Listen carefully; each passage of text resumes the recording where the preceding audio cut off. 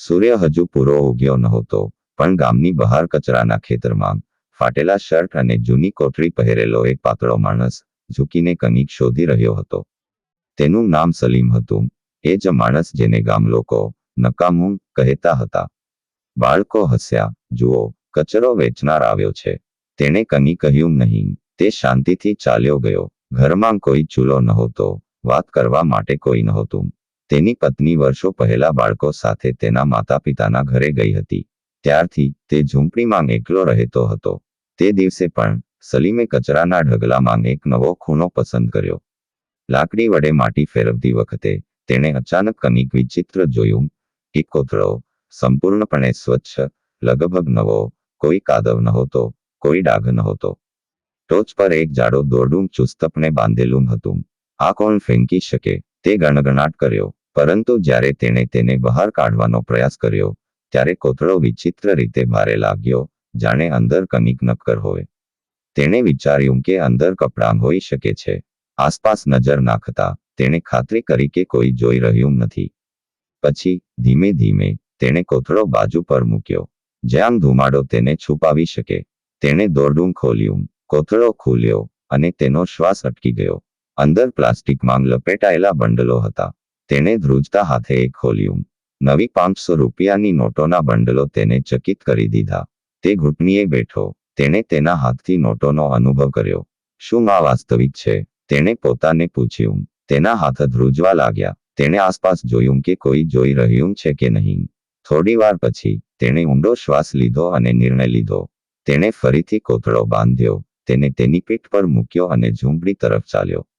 રસ્તામાં આવતા દરેક અવાજ તેને શંકાસ્પદ લાગ્યો. કૂતરો ભસતો હતો, કોઈ વાત કરી રહ્યું હતું. ઘરે પહોંચતાની સાથે જ તેણે ઝૂંપડીનો દરવાજો બંધ કરી દીધો. તેણે કોથળો બંધ કર્યો. તેણે કોથળો એક ખૂણામાં મૂક્યો અને તેને ચાદરાથી ઢાંકી દીધો. સલીમનું હૃદય ધબકતું હતું, જાણે તેની છાતીમાંથી ફૂટી નીકળશે. તે વારંવાર ઝૂંપડીના દરવાજાની બહાર ડોકિયું કરતો, વિચારતો કે કોઈ તેનો પીછો કરી રહ્યું છે કે નહીં. જ્યારે તેને ખાતરી થઈ કે કોઈ આસપાસ નથી, ત્યારે તે ધીમે ધીમે કોથળા પાસે ગયો.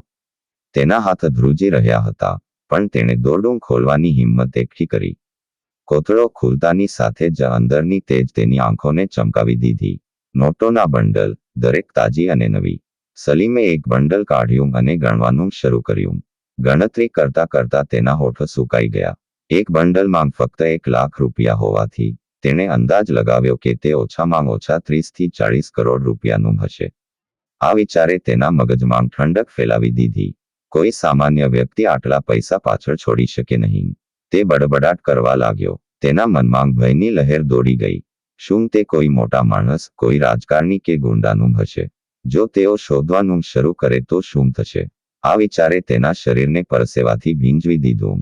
સલીમે બંડલ પાછા મૂક્યા, કોથળો બાંધ્યો અને માટી પર બેઠો.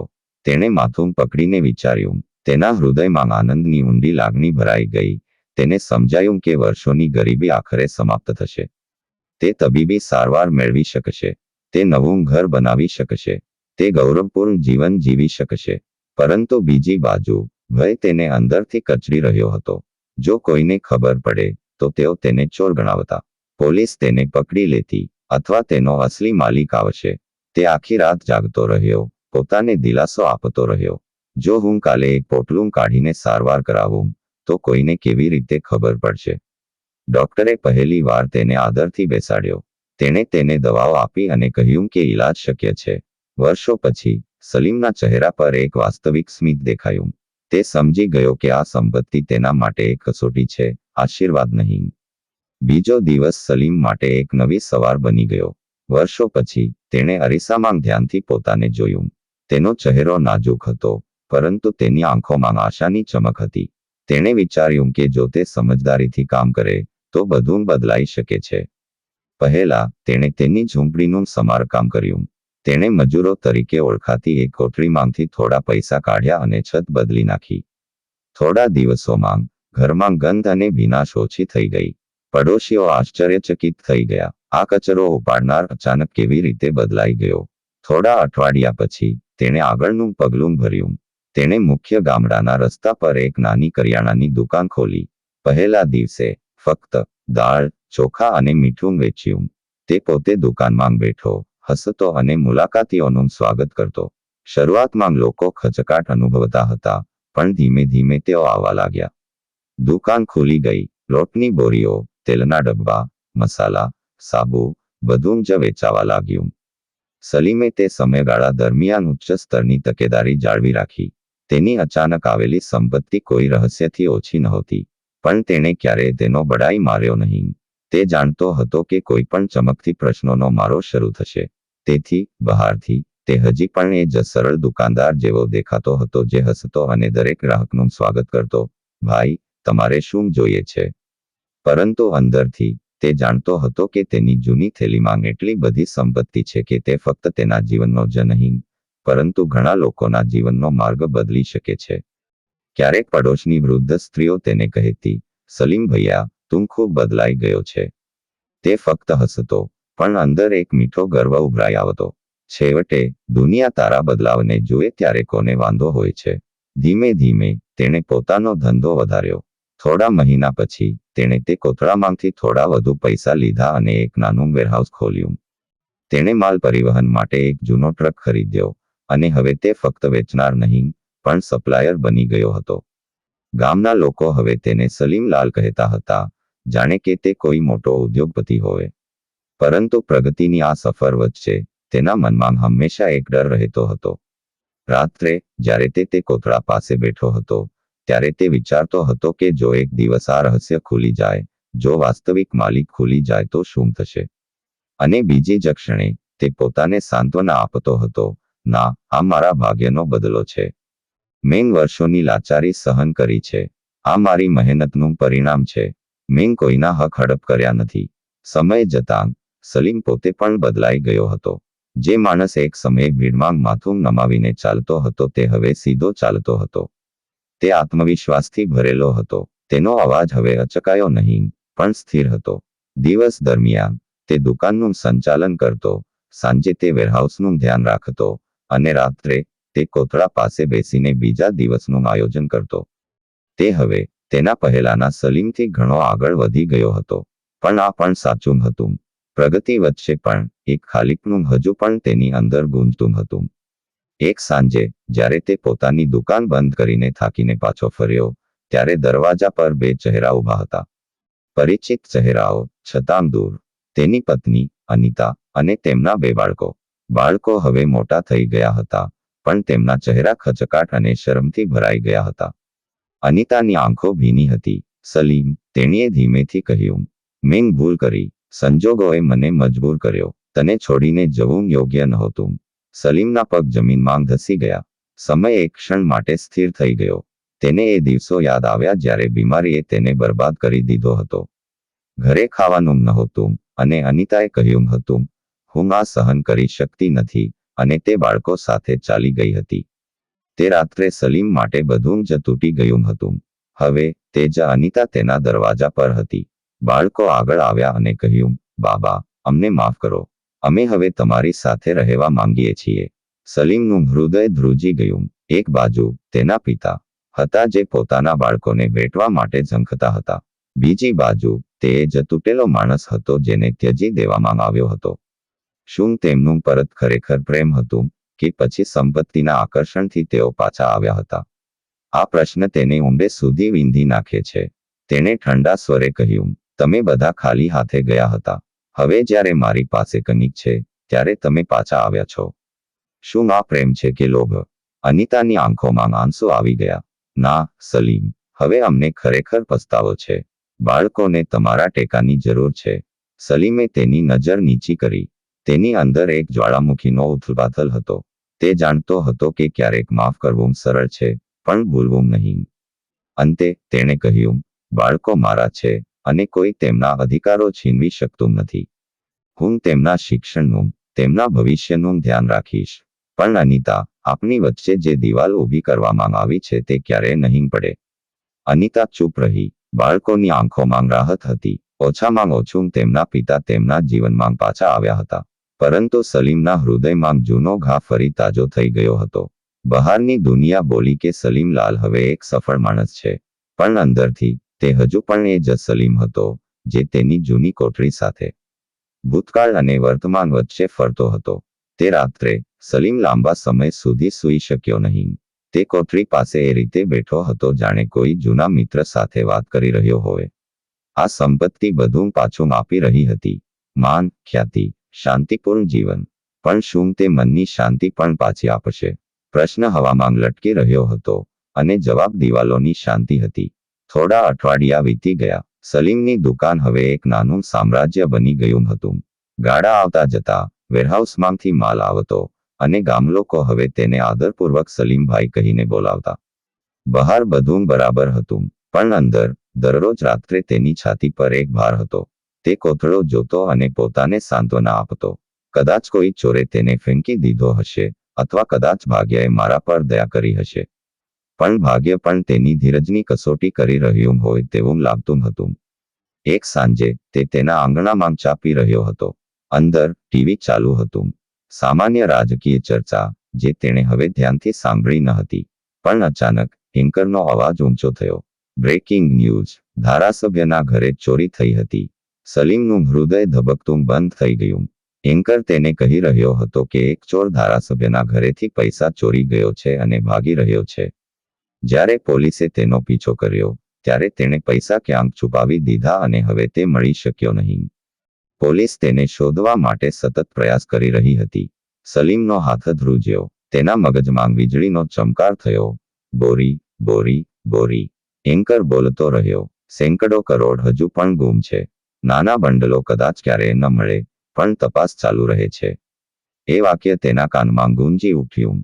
નાના બંડલો કદાચ ક્યારેય ન મળે. મતલબ કે કદાચ તેની કોઠડી હજુ પણ સલામત છે. તે સાથે જ તેની નસોમાં ઠંડક દોડી ગઈ. તેણે તે રાત ઉછાળવામાં અને ફેરવવામાં વિતાવી, ચિંતામાં કે જો કોઈને ક્યારેય ખબર પડી જશે, જો પોલીસ તેના દરવાજે આવશે તો શું થશે. સવારે પણ તે દુકાનમાં વિચલિત હતો. ગ્રાહકો વાતો કરતા રહ્યા, અને તે બેધ્યાનપણે જવાબ આપતો રહ્યો. તેના મનમાં ફક્ત ગણતરીઓ જ બાકી હતી. જો બધું છુપાયેલું રહેશે, તો તે સુરક્ષિત રહેશે. પરંતુ જો રહસ્ય ખુલી જશે, તો બધું જ સમાપ્ત થઈ જશે. સાંજે પાછા ફરતા, તેણે ફરીથી કોથળો ખોલ્યો. નોટો હજુ પણ પહેલાની જેમ ચમકતી હતી, પરંતુ હવે તે ચમક ભયાનક લાગતી હતી. તેને લાગ્યું કે નોટોની આંખો તેની સામે તાકી રહી છે. સલીમે બંડલો પાછા મૂક્યા અને પોતાની જાતને કહ્યું, આ સંપત્તિ મને બચાવી પણ શકે છે અને નાશ પણ કરી શકે છે. તે દિવસથી તેણે એક સંકલ્પ કર્યો, હવે ઉતાવળ નહીં. તે ધીમે ધીમે પૈસા ઉપાડશે, ધીમે ધીમે ખર્ચ કરશે જેથી કોઈને કની શંકા ન થાય. પરંતુ તેના હૃદયમાં એક નવો ઘા ખુલ્યો. જ્યારે પણ તે નોટો ગણતો, ત્યારે તેના હાથ ધ્રુજતા, છતાં જીવન ચાલુ રહેતું. એક દિવસ નજીકના ગામનો એક માણસ કનીક ખરીદવા આવ્યો. તેની બહેન સલોની તેની સાથે હતી. 2 વર્ષ પહેલાં તેણે તેના પતિને બીમારીથી ગુમાવ્યો હતો અને હવે તે તેના ભાઈ સાથે વ્યવસાય સંભાળી રહી હતી. જ્યારે તેણે પહેલીવાર તેની સાથે વાત કરી ત્યારે સલીમને એક વિચિત્ર રાહતનો અનુભવ થયો. સલોનીના શબ્દોમાં કોઈ દંભ કે અર્થ નહોતો. તે સલીમને એક માણસ તરીકે જોતી હતી, ફક્ત એક વેપારી તરીકે નહીં. ધીમે ધીમે તે દુકાન પર આવવા લાગી, ક્યારેક તેના ભાઈ સાથે, ક્યારેક એકલી. દરેક વખતે તેના સ્વરમાં એક કુદરતી નમ્રતા હતી જે સલીમના દિવસનો થાક દૂર કરતી હતી. એક દિવસ સલોનીએ સ્મિત સાથે કહ્યું, તમે ખૂબ જ મહેનતુ વ્યક્તિ છો, સલીમજી. ગામમાં બધા તમારો આદર કરે છે.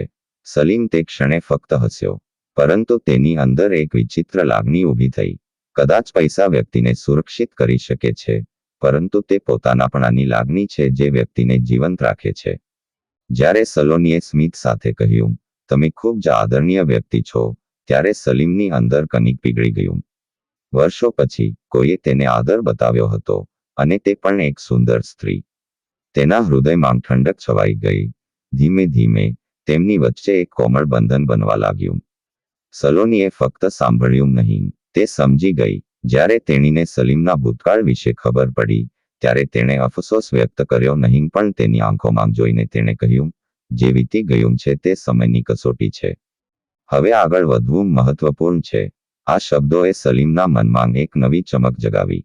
થોડા મહિના પછી તેણે નિર્ણય લીધો, તે સલોની સાથે લગ્ન કરશે.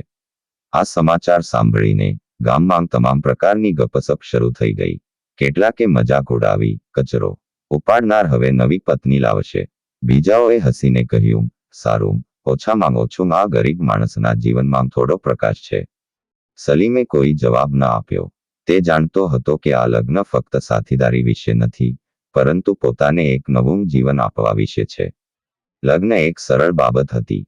કોઈ બેન્ડ, કોઈ ઉત્સવ નહીં, ફક્ત બે સાક્ષીઓ, કેટલાક ફૂલો અને બેહૃદય માટે એક નવી શરૂઆત. સલોનીના આગમન સાથે સલીમનું ઘર શ્વાસ લેતું હોય તેવું લાગતું હતું. જ્યારે સલીમ દુકાનમાંથી થાકીને ઘરે પાછો ફરતો, ત્યારે સલોની હસતી અને દરવાજો ખોલતી. તે સ્મિત મોંઘું કે કૃત્રિમ નહોતું. આ નાના હાવભાવથી સલીમને એવી શાંતિ મળતી જે કોઈ પૈસાથી ખરીદી શકાતી નથી. છતાં જેમ જેમ રાત ગાઢ થતી ગઈ અને સલોની સૂઈ ગઈ, સલીમનું મન એ કોથળા તરફ પાછું ફરતું. એ તેને ત્રાસ આપતો હતો. દર વખતે નોટોની ચમક તેને યાદ અપાવતી કે આ સંપત્તિ પવિત્ર નથી. તે વિચારતો હતો કે જો આ પૈસા કોઈ ગુના સાથે જોડાયેલા છે, તો તે તેને શાંતિ કેવી રીતે લાવી શકે. આ વિચારો ધીમે ધીમે તેને એક મોટા નિર્ણય તરફ દોરી ગયા. સલીમ દૃઢ નિશ્ચયી હતો. આ પૈસા હવે ફક્ત તેના જ રહેશે નહીં, તે બીજાઓની સેવા કરશે. તેને યાદ આવ્યું કે ગરીબી વ્યક્તિનું ગૌરવ કેવી રીતે છીનવી લે છે. ટોના, ઉપેક્ષા, તે દિવસ જે ક્લિનિક કર્મચારીએ તેને તિરસ્કારથી જોયો. આ બધું હજુ પણ તેની યાદોમાં જીવંત હતું. અને પછી એક સવારે તેણે પોતાનું પહેલું પગલું ભર્યું. ગામની જૂની મસ્જિદ વરસાદમાં ટપકતી હતી. ભક્તોને ઘણીવાર છત્રીઓ અંદર રાખવી પડતી હતી. સલીમે શાંતિથી દાન કરવાનું શરૂ કર્યું. જ્યારે રકમ મોટી થઈ, ત્યારે તેણે પોતાનું નામ આગળ મૂક્યું. ગામમાં હોબાળો મચી ગયો. આ જ કચરો ઉપાડનારને આટલા પૈસા ક્યાંથી મળ્યા? કેટલાકે તેને ટોણા માર્યા, તો કેટલાકે શંકા વ્યક્ત કરી. કદાચ જુગાર જીત્યો. પરંતુ જેમ જેમ મસ્જિદની દિવાલો ઊંચી થતી ગઈ, તેમ તેમ સલીમનો ઈરાદો સ્પષ્ટ થતો ગયો. લોકોએ જોયું કે તે દેખાડા માટે નહીં, પણ સાચા હૃદયથી મદદ કરી રહ્યો હતો. ધીમે ધીમે ટીકા ઓછી થતી ગઈ, અને ગામલોકો તેનો આદર કરવા લાગ્યા. તેને સલીમ મિયાં કહેવા લાગ્યા. એક સમયે સમાજ દ્વારા નકારવામાં આવતો માણસ હવે સમાજનો ટેકો બની ગયો હતો. સલીમે પોતાના જીવનમાં બીજું એક મોટું પગલું ભર્યું. આ વખતે તેણે પૈસાથી નહીં પણ હૃદયથી રોકાણ કરવાનું નક્કી કર્યું. તેણે જાહેર કર્યું, હું ગામમાં એક શાળા ખોલીશ જ્યાં દરેક ગરીબ બાળક ફી વિના અભ્યાસ કરી શકશે.